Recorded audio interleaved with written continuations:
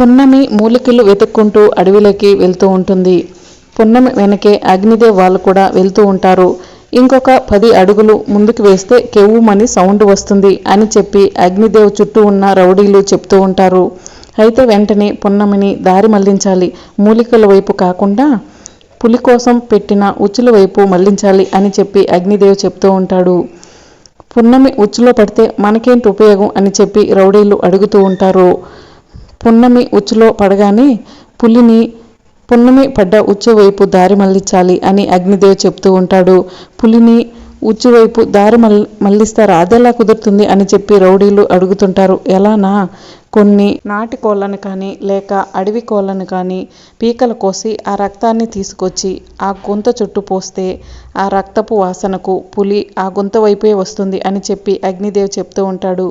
ఇక అప్పుడే పున్నమి కొంత దూరం వెళ్తూ గోతులో పడి సడన్గా షాక్ అవుతుంది. ఇదేంటి, నేను వేర్ల కోసం మూలికల కోసం వచ్చి ఈ గుంతలో పడిపోయాను, ఇవి జంతువుల కోసం పెట్టిన ఉచ్చులా ఉన్నాయి అని చెప్పి పున్నమి మనసులో అనుకుంటూ ఉంటుంది.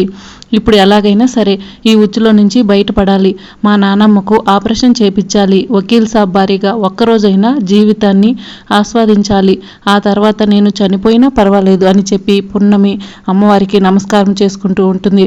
ఎవరైనా ఉన్నారా అని చెప్పి గట్టిగా అరుస్తూ ఉంటుంది.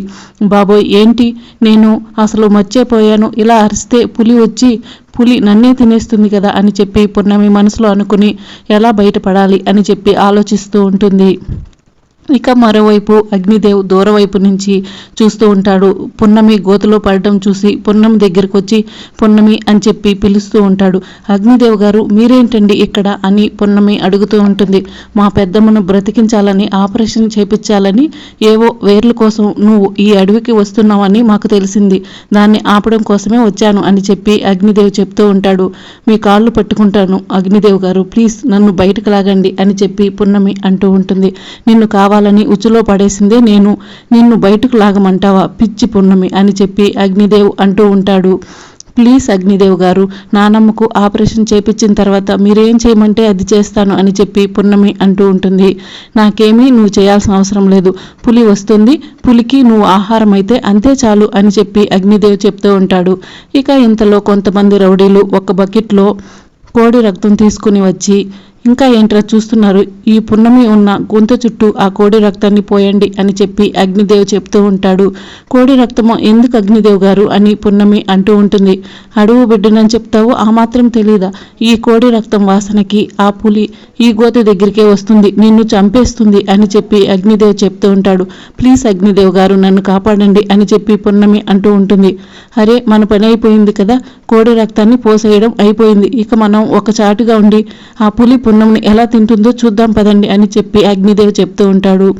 సరే అయ్యగారు అని అగ్నిదేవ్ ఆ రౌడీలు ఒక చాటుగా ఉండి పులి ఎటువైపు నుంచి వస్తుంది, పున్నమిని ఎలా తింటుంది అని చెప్పి అన్నీ గమనించడానికి చూస్తూ ఉంటారు.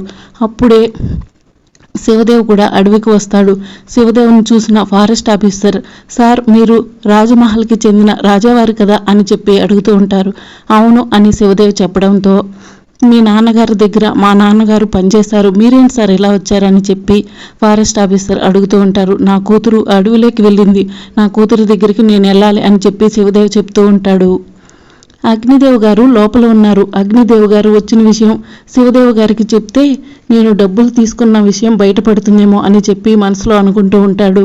అయినా ఆ అమ్మాయికి అడవి బిడ్డని, అడవిలో అన్నీ తెలుసని చెప్పి లోపలికి వెళ్ళింది, మీరెందుకు సార్ అని చెప్పి ఫారెస్ట్ ఆఫీసర్ అడుగుతూ ఉంటాడు.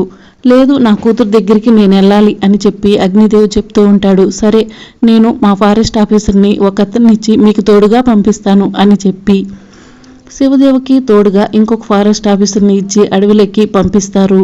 ఇక అతని దగ్గర గన్ను కూడా ఉంటుంది. అమ్మ పున్నమి అని శివదేవ్ వెతుక్కుంటూ అడవిలోకి వెళ్తుంటే, సార్ అరవకండి సార్, అరిస్తే గనక పులి వస్తుంది అని చెప్పి ఫారెస్ట్ ఆఫీసర్ చెప్తూ ఉంటాడు.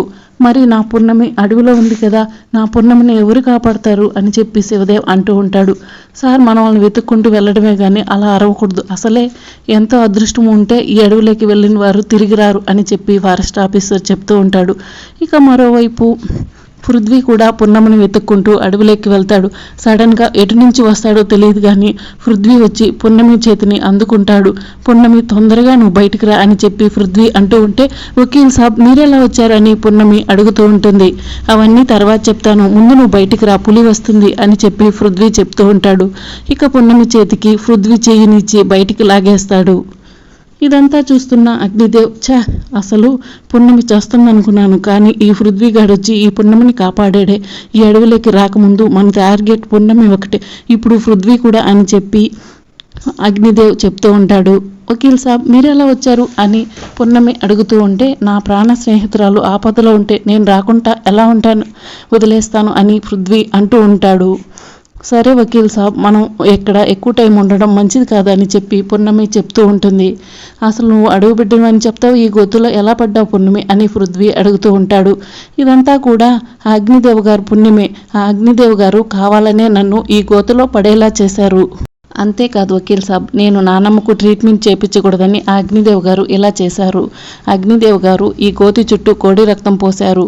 వెంటనే ఇక్కడికి పులి వచ్చి నన్ను చంపేయాలని వాళ్ళు ప్లాన్ చేశారు. అందుకే మనం ఇక్కడ ఎక్కువ టైం ఉండటం మంచిది కాదు, ఒక చాటుగా వెళ్దాం పదండి వకీల్ సాబ్ అని చెప్పి పున్నమి పృథ్వీని తీసుకుని ఒక చెట్టు పక్కన నిల్చోబెడుతుంది. ఇక అప్పుడే పులి గాండ్రింపు వినిపిస్తూ ఉంటుంది. వకీల్ సాబ్, ఇప్పుడు మనం ఆ దారిలో వెళ్ళటం కూడా కరెక్ట్ కాదు, పులి ఇటువైపు వస్తుంది, పులి వెళ్ళిపోయిన తర్వాత మనం అటు వెళ్దాం అని చెప్పి పున్నమి చెప్తూ ఉంటుంది.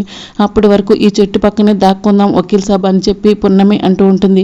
మరోవైపు శివదేవ్ ఇంకా ఫారెస్ట్ ఆఫీసర్ ఇద్దరు కూడా అడవిలోకి వస్తూ ఉంటారు. ఏవో సౌండ్స్ వినిపిస్తూ ఉంటాయి. ఆ సౌండ్ విన్న శివదేవ్ ఏంటా సౌండ్ అని ఫారెస్ట్ ఆఫీసర్ని అడుగుతూ ఉంటాడు. అది పులి గాండ్రింపు, పులి ఇటువైపే వస్తుంది, పారిపోదాం పదండి అని చెప్పి ఇద్దరు కలిసి పారిపోతూ ఉంటారు. ఇక అప్పుడే పున్నమి శివదేవుని చూసి నానేంటి ఈ అడవిలోకి ఎందుకు వచ్చాడు అని చెప్పి ఆలోచిస్తూ ఉంటుంది. వకీల్ సాబ్, నాన్న అడవిలోకి వచ్చాడు, నాన్నను ఇప్పుడు పులి చూస్తుందేమో అని చెప్పి పున్నమి అంటూ ఉంటుంది.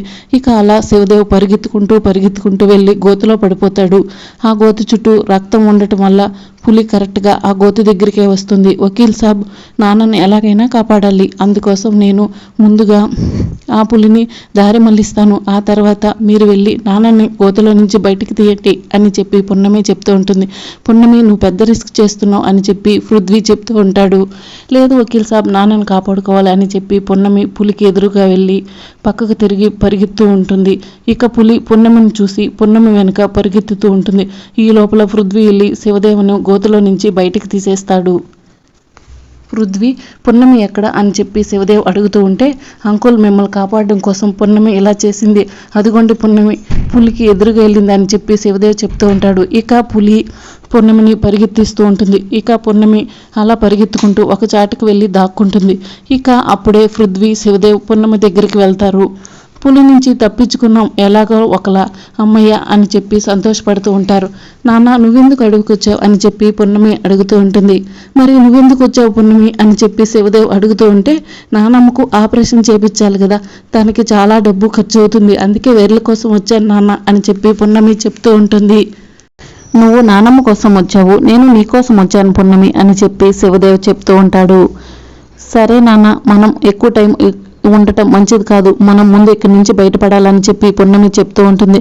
ఇక అలా పృథ్వీ, పున్నమి, శివదేవ్ ఇంకా ఫారెస్ట్ ఆఫీసర్ నలుగురు కూడా ఫారెస్ట్లో నుంచి బయటకు వెళ్ళిపోతూ ఉంటారు. అప్పుడు అగ్నిదేవ్ మనసులో అనుకుంటూ ఉంటారు, మనం ఒకటి అనుకుంటే ఒకటి జరిగింది, ఎలాగైనా సరే ఈ పున్నమి ప్రాణాలతో బయటపడింది.